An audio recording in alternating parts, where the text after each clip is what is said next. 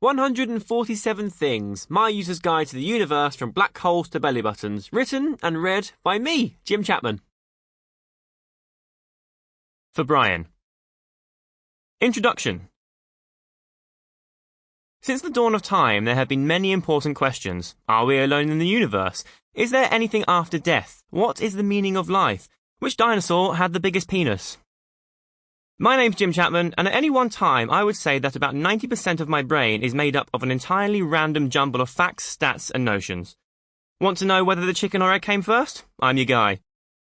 Interested in how far back in time you could go to kidnap a baby that would be able to deal with 21st century life? Step this way.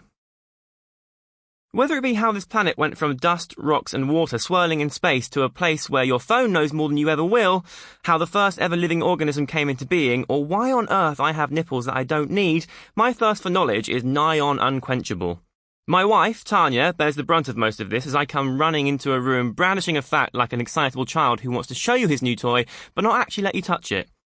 If she's not available, I'll tell the nearest thing with ears, usually my dog, Martha, and for a moment I feel very smug, safe in the knowledge that I am, without doubt, the smartest human to have ever existed.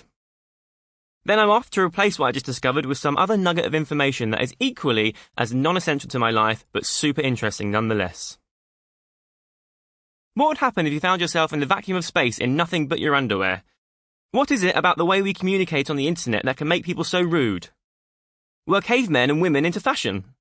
What is it about the modern world that makes so many people feel so anxious? Why the bloody hell can't horses vomit? The truth is, I barely get by as a functional member of society, but I do know a lot of weird things.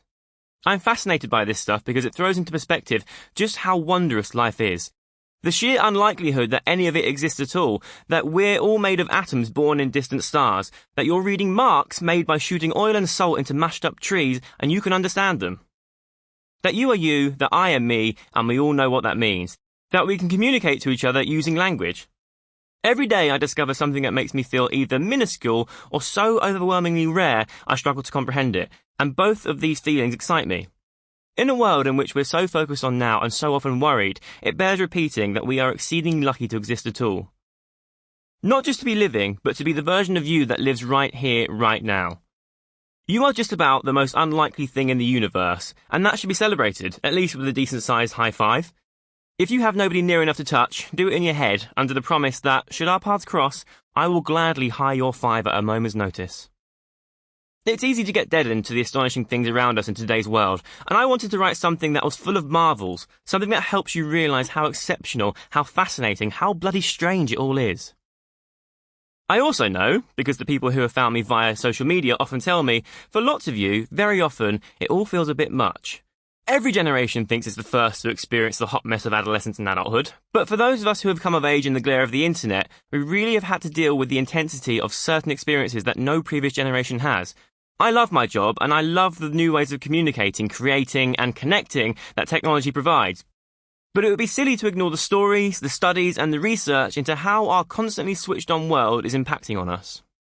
One of my favourite facts is that canned food was invented in 1810, but nobody thought of inventing the can opener until 1858, which means that for nearly 50 years, people must have been bashing cans against rocks and hoping for the best. Comparatively, the internet is a preteen and social media is in its infancy. And so sometimes it feels as if we're at the stage of throwing the tin against anything hard and seeing if food comes out. Much to my dismay, it dawned on me recently that I am an actual real-life human adult, and I remember a time when it took 45 minutes to send an email. I grew up without much access to the web and fell into my job at a very strange and exciting time. As such, I found myself in a fairly unique position. I was just at the right age to witness and embrace the changeover from Encyclopaedia Britannica to Wikipedia, and have made my career from that odd and totally world-altering shift. Doing what I do means that I have met a lot of people, some of whom know me via my job, some of whom haven't got a bloody clue who I am. And almost, without exception, the humans that live today are among the most intelligent, interested, funny, and surprising people you could ever hope to come across.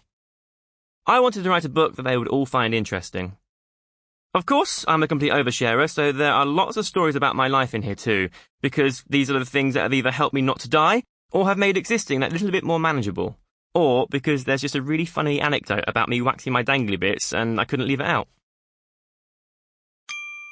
Sample complete. Ready to continue?